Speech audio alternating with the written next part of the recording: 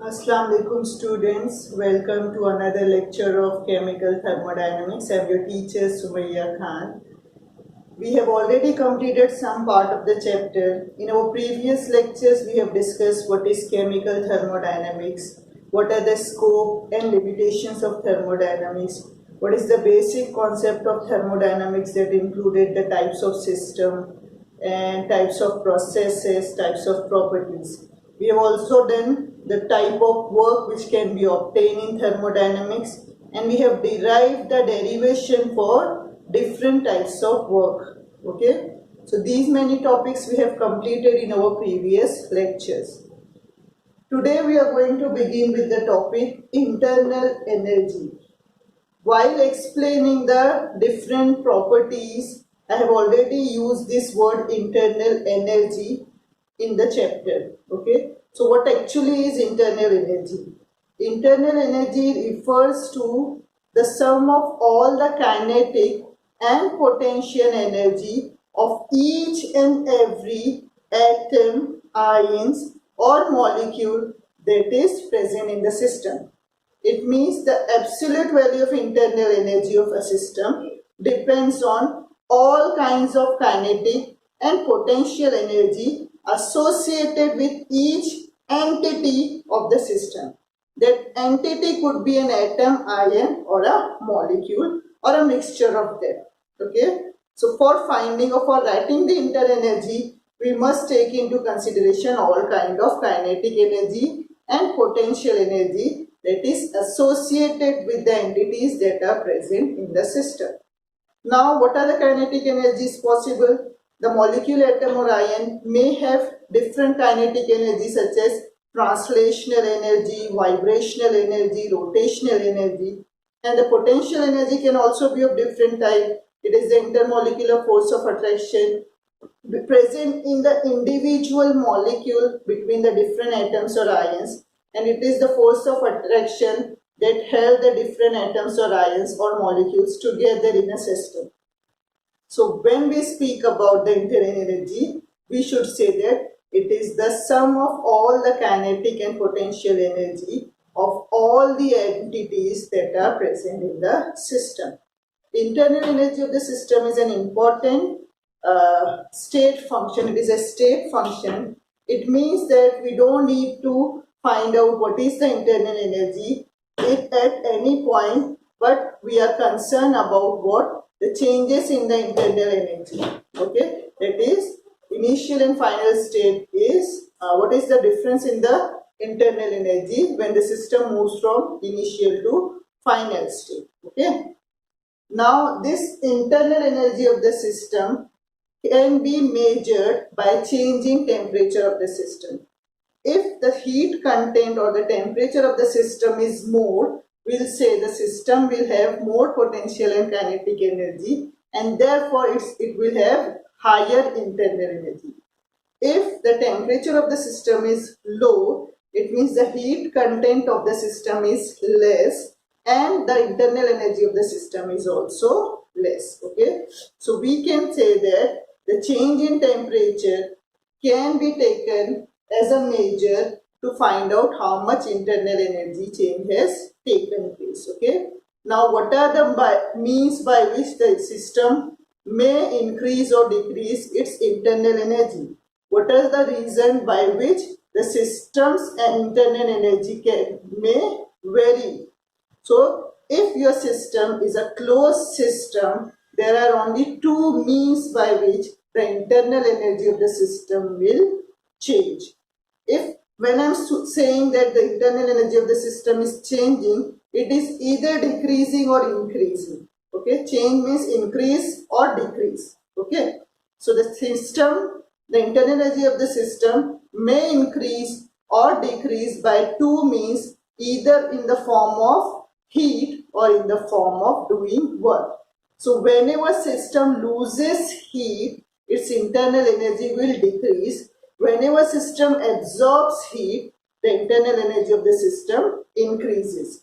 In the same way, whenever work is done on the system gains energy and the internal energy of the system increases. And when the system the work is done by the system loses energy and the internal energy also decreases. So suppose I am saying that there is a system in which there is loss of 10 kilojoule of heat. When I am saying 10 kilojoule of heat is lost, I am saying that the change in internal energy is minus 10 kilojoule.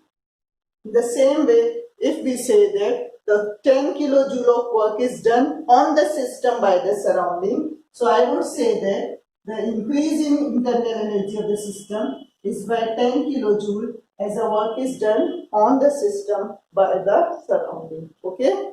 So, by these two means, by the measure of Q and by the measure of W, you can find out how much internal energy has changed for a system.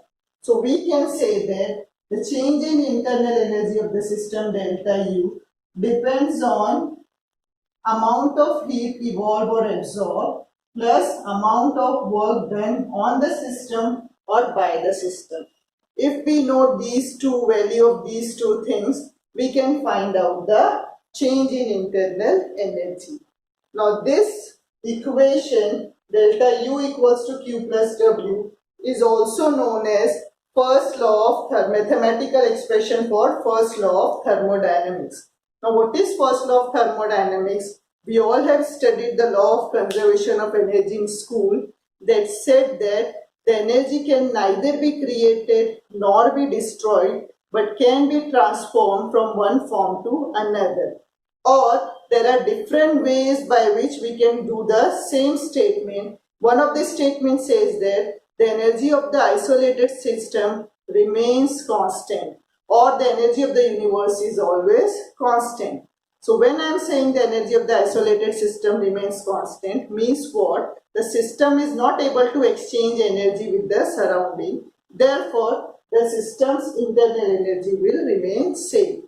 In the same way, the energy of an isolated system, the total energy change for a system and the surrounding is constant. It means whatever amount of energy is lost by the system, the same amount of energy will be gained by the surrounding, and there is no actual change in the energy of overall universe. The overall universe energy will remain constant. Okay, so this is the mathematical expression for first law of thermodynamics. Now let's see the first law of thermodynamics for different processes. We have seen what is first law of thermodynamics. I have written one statement for it. The total energy of the system and its surrounding remains constant when the system changes from initial to final state. The mathematical expression for it is delta U equals to Q plus W. Now let's find out how we can derive a mathematical equation of first law of thermodynamics for different processes. Let's see what is the equation of first law of thermodynamics for isothermal process. Isothermal process means what? Isothermal processes are the processes where the temperature remains constant throughout the change. So we are saying that there is no change in temperature. Okay, the temperature is constant. Okay, there is no change. Sorry, the temperature is constant. Therefore, delta T is equal to 0. When delta T is equal to 0, then delta U also is equal to 0, because I have told you that the temperature is the measurement for finding the change in internal energy. So when temperature changes, the internal energy also changes. What we are saying that the temperature is constant in isothermal process, therefore delta T, that is change in temperature, is 0. Therefore change in internal energy is also 0. Now this equation will become what? It will become equals to 0 equals to Q plus W. It means Q is equals to minus W or Q is equal plus minus Q equals to plus W. Okay? It indicates what? That the amount of heat absorbed by the system is lost in doing work by the system, or the amount of heat or the amount of energy that is gained by the system due to the work done by the surrounding on the system is lost as heat into the surrounding. So there is no net change is taking place when the isothermal process takes place. There is no net change in the internal energy of the system. Whatever amount of heat is absorbed is lost in doing the work by the system, or if the work is done by the surrounding on the system, whatever amount of work or amount of work done on the system, that same amount of energy will be lost as heat into the surrounding. So there will be no net change in the internal energy of the system when an isothermal process takes place. Okay, now let's see the second process. Now the second type of process which we'll discuss is adiabatic process. In adiabatic process, we know that there is no exchange of heat between the system and the surrounding. It means we are saying that Q is zero. The system is not releasing energy as well as not absorbing heat from the surrounding. Now your equation will get modified as delta U equals to W.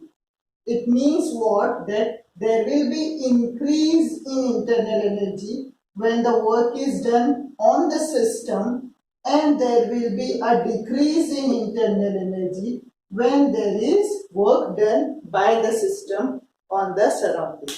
So when the work is done by the system, it is at the expense of its internal energy that is being utilized for doing the work on the surrounding. Okay.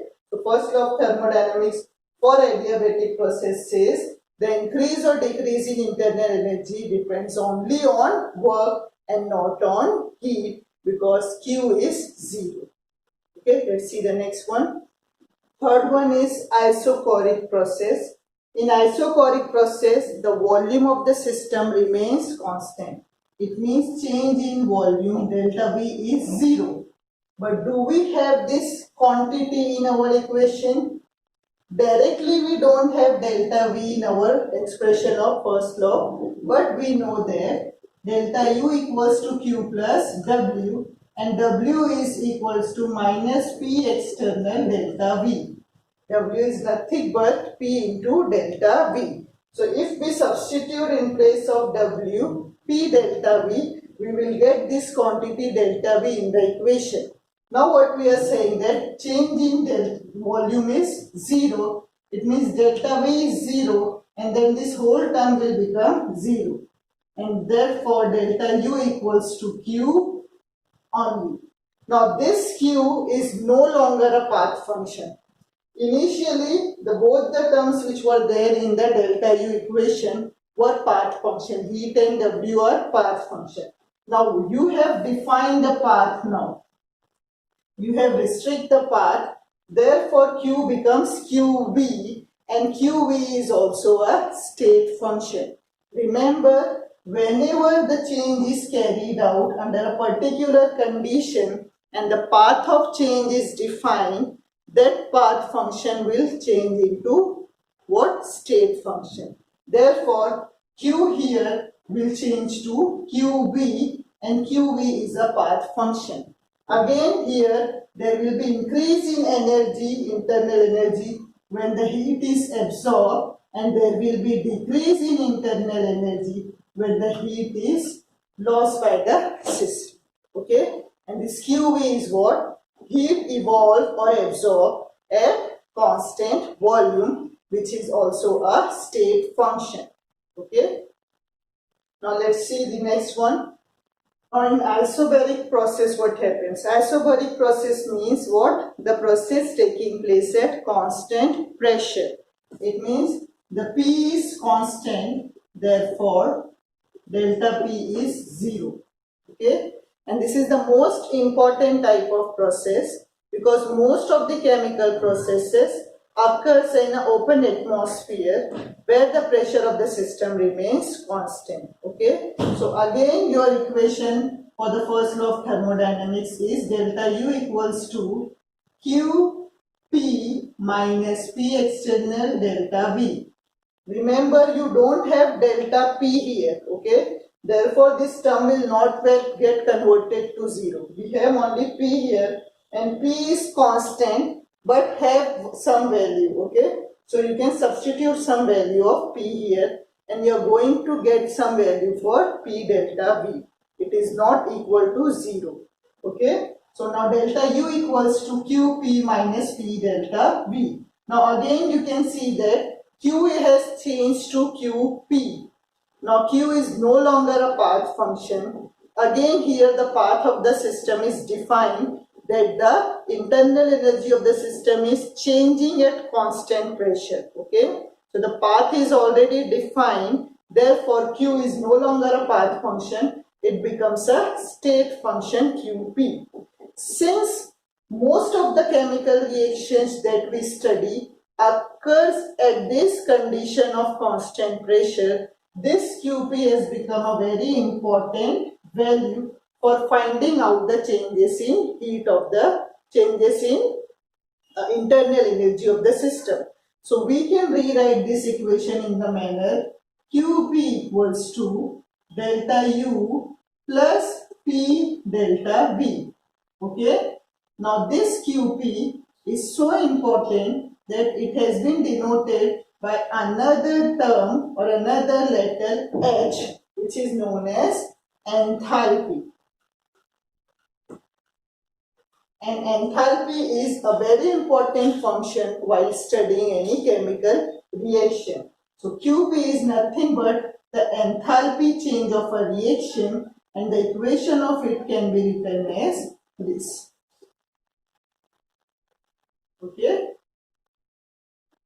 So in isobaric process, with the help of first law of thermodynamics, we have found a new term which is known as enthalpy. And enthalpy is one of the most important state function of the system while studying any reaction. Okay. So here we have completed all the type of processes and the mathematical equation of first law of thermodynamics for all different processes. Okay. Now let's see what is enthalpy. Enthalpy can be defined as the sum of the internal energy of the system and the energy that arises due to its pressure and volume. The energy which is the sum of its internal energy and the energy due to its pressure and volume is called as enthalpy of the system. So by definition we can write that H is equal to U plus PV.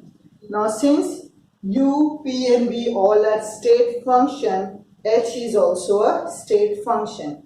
And whenever we talk about the state function, we are always concerned with the change in the values of the state function. So what would be delta H? Delta H is what? H2 minus H1. That is enthalpy of the system in final state minus enthalpy of the system in initial state. What is H2 and H1? I can write here as, what is my H2? It is U2 plus P2 V2. In the same way, what is H1? It is U1 plus P1 V1. Okay. Now take the same things together. U2 minus U1 plus P2 V2 minus P1 V1. Okay. It will become delta U plus delta PV. Now let's say that the pressure is constant and the process is isobaric. So we can say that P2 and P1 are equals to P. When this happens, what will happen to your equation? Your equation will change and it will become what? Delta H equals to delta U plus P delta V. And this is your equation of enthalpy change. Okay. Let's find out the relationship between delta H and delta U. Delta H and delta U are related to each other by the equation of enthalpy, which says delta H equals to delta U plus P delta V. Okay. Now, there are some conditions under which delta H only equals to delta U and becomes independent of P delta V. If you students were here, I would have asked you those conditions, but as we cannot talk to each other, I would say that the conditions under which delta H becomes equals to only delta U are: number one, when the system involves only solids and liquid, you will find that the change in volume is insignificant, or we can say is almost zero. This whole term becomes zero and delta H becomes equals to only delta U. So for solid and liquid system, P delta V becomes zero and delta H is only equal to delta U. In the same way, for the reactions where the number of moles of product and the reactants are same, then too your delta H becomes equals to delta U. How? Let's see that. For this reaction, if we expand this reaction, I can write it as delta H equals to delta U. For this, we can write it as V2 minus V1. Therefore, delta H equals to delta U plus PV2 minus PV1.